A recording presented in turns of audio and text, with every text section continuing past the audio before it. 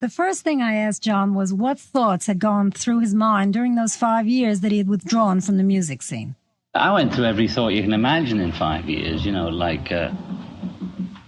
first 18 months was hard to stop jumping onto a piano or expecting to do something, because I'd been sort of turning out singles and albums since 1962 on call, as it were, every 3 months a single, every 6 months an album. So I was sort of like a robot, Did you you made a conscious decision to stop? Yeah. It was harder to stop than to continue, although I don't think continuing would have done me any good, artistically, but it's very hard to stop. I kept thinking this must be what it's like when guys get retired at 65 and they're still alive and kicking, but somebody pushed a button and they have to go. So I kind of dealt with that, what would one do if one wasn't doing it? And gradually I got into being a house husband or with Sean or whatever. But at first I was very sort of frantic all the time, didn't know what to do, there seemed to be endless time, Is that really what you did? I mean, when you say you were a house husband... Yes, I did it. I was there for 3 meals a day. You didn't travel? You didn't do other things? Yeah, I did a little traveling. I traveled with Sean as well, but occasionally I'd take a 3-day zap around the world, like Singapore or Hong Kong or something, just to clear my... Yeah, just go around very fast, Were you aware of every food that went into his mouth? Every mouthful he's had since he was born, I've practically been at the table for. And for the last 5 years, or however long it's been, 74, he was born in 75. Yeah, I've been there every day, I don't know why people are so amazed about that. Because mothers are there every day, but she was taking care of business, and one of us had to be there. I asked John what his days had been like and what he enjoyed the most about staying at home. The rewards of motherhood. It's that, though,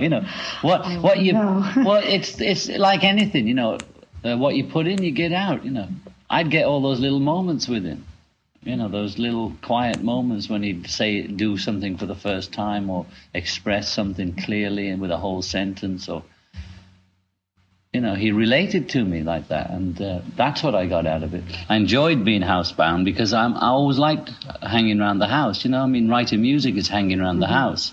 And the only difference was I wasn't writing music, I was writing menus, right?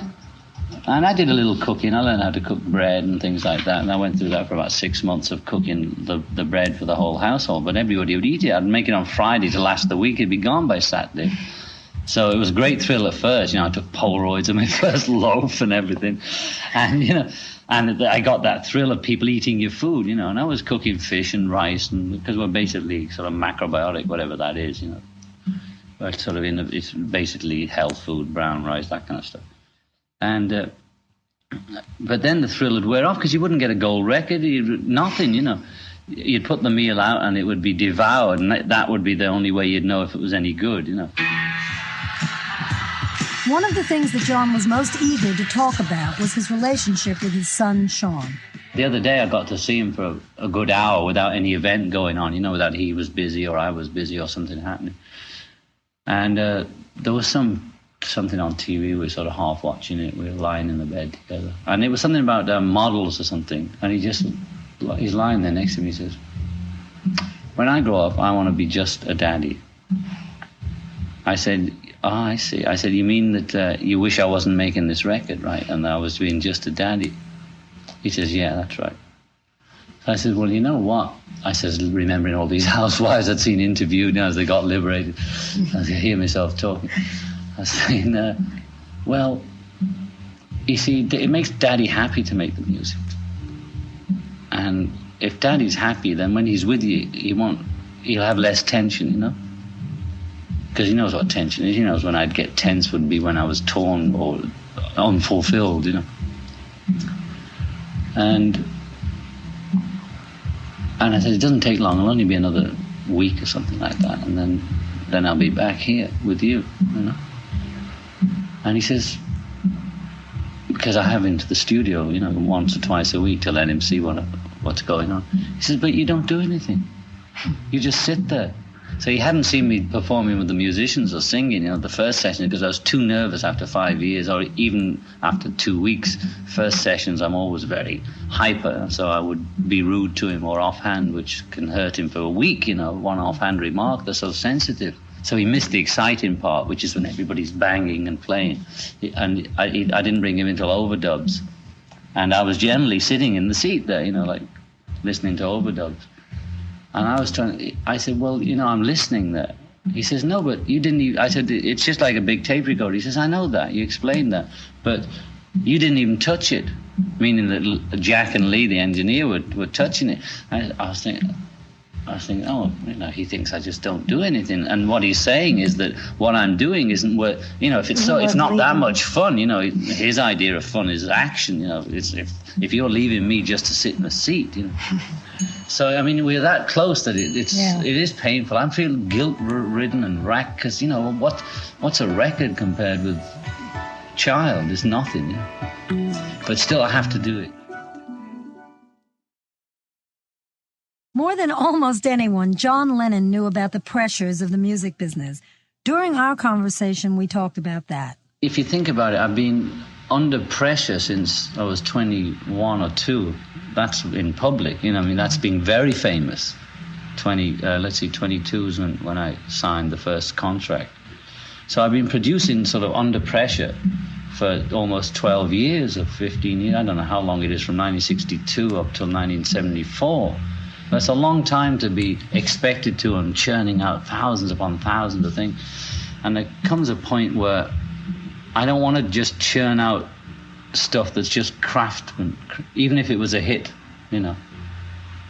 presuming it was popular, that was just well crafted. Because I'm not interested in being a craftsman. I am a craftsman anyway. I've learned my trade and my craft. I've been in the studio and performing all those years.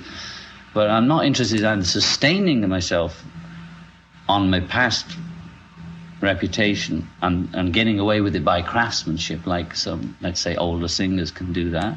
If you were just a singer, you get to be 50, 60, whatever, and your voice isn't so good, but your stage presence is such that you can, it's not fake it, but you can do certain things that people sort of, somebody said they saw Elvis, I would never see him, although I worshipped him before he went in the army and when I was a kid.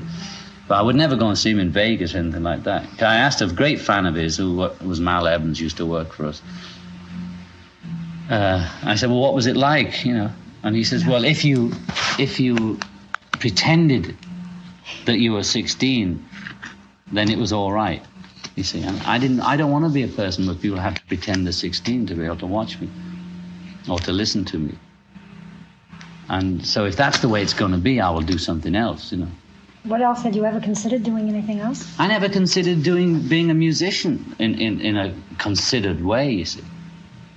I've never taken anything that considered. I had a lot of balls in the air, and when I became a professional musician the day I got a red letter from the art college saying, don't bother coming back next September.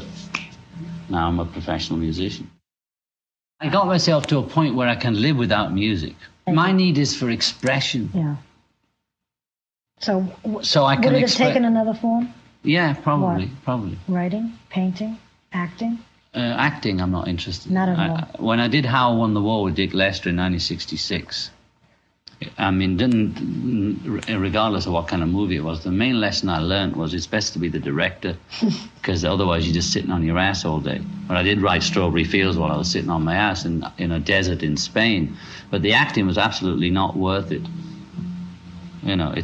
I understand it's beautiful when you hit it, but it's not worth it. I would be only interested in directing. Directing costs money.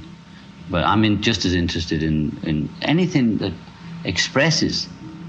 But still, expression through the music is second nature. Expression through writing is second nature, and expression through painting or visuals is second nature to me. Just my craft isn't as good in film or writing. Although the writing I was doing before writing and painting I did before I played music. But it's hard to say before, because I was playing mouth organ and accordion, all sorts when I was a kid, but mainly I thought I was going to be a writer or a painter. So it's the instant satisfaction I need, you know? So it can be expressed in many ways. But, you know, but here I am rocking and rolling, and it's fun. But if it gets not to be fun, I just walk away again, because I know I can walk away now. It's not the be-all and end-all of my life. Do you think so I'm going to have fun with it like I did when we first started. So I found myself writing like I first used to write. I didn't think, you know, I wouldn't get all intense about meaningful, meaningless, as Yoko wrote in Grapefruit 100 years ago. You know, all that artsy-fartsy intellectual stuff, meaningful, meaningless, meaningless, meaningful.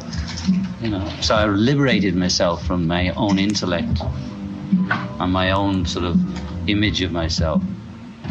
So therefore I could write again without consciously thinking about it, which was a joy, you know. Listen to Walls and Bridges. When you get, if you want to. Were you tormented then? It's not, yeah, I was a miserable son of a bitch, you know. I mean, I'd split from Yoko, I'd been drinking myself nearly dead, and I was really, really miserable. I was never that, you know, I was always a bit intense. But it was really a miserable period, the separation and drinking and just complete loss of centeredness. But so I count myself lucky to be alive. I could have killed myself easy, subconsciously. Did you think of it? No, you know, I mean, if I get depressed, I think I want to jump out of a window or something. But it usually passes. Well, what stopped you from doing that? Oh, no, well, I would never do it like that. I would fall under a truck when I was drunk, you know, and do it that way. I couldn't do it the honorable way, you know, like Harikiri or something. I would have to, you know, I mean, I was stepping out of moving cars in 73. But I'd always been like that. It was just more so, you know, and I've been like that as a youngster too. But a youngster, A, you're stronger. And B, I was all surrounded by the other Beatles and the managers and things like that who would protect me and cover for what I was doing. Paul or Brian Epstein would sort of shuffle me into a room, or one of the road managers, and before I would go wandering off into the streets again, you know, looking for action or whatever. So, but in 73, I was split from Yoko. There was nobody to say no. So I just went to the extreme, I suppose. Do you credit her with having much to do with your sanity? Yeah, I'd be dead or insane or both if it wasn't for her, sure. John and I talked about what he actually went through when he set out to write a song. I consider it being possessed when the really creative music comes. Meaning I don't sit down and say, I'm going to write a song about this, that, or the other, like one would do a lot of the time when one has to produce so many records or so many songs a year, that one could afford to wait for a Nowhere Man or songs that had come to me in the past, music and words, as if I'm a medium. You see, so that's how the real joy is there. So one has to not be, you know, sometimes mediums can't produce these manifestations because they start doing it on call and they get business going, and then one day I say, Lisa, you know, I want to talk to so-and-so, and the mad thing doesn't come through because the woman blocks off. You know, mediums get blocked out too, you know, they lose it. They can have natural psychic ability as children, and then suddenly, bam, they can't reach it. So did you ever worry that you had lost it, that it wouldn't come back again? Well, maybe I wouldn't face it because I knew I could always force something. You know. Did you think people would know the difference? Oh, I mean, people. Or didn't you care? No, I don't worry about people. People. I mean, I do worry about people.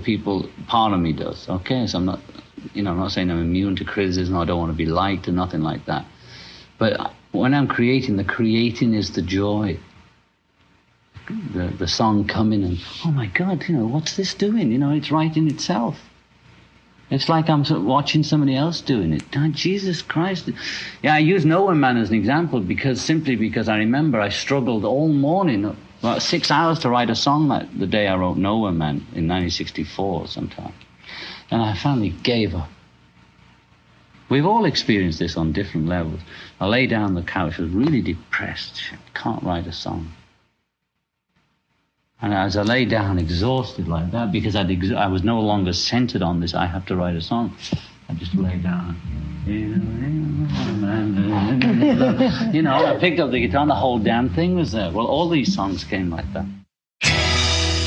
Over the past few years, there had been unbelievable outside pressure on John to perform and to make music again.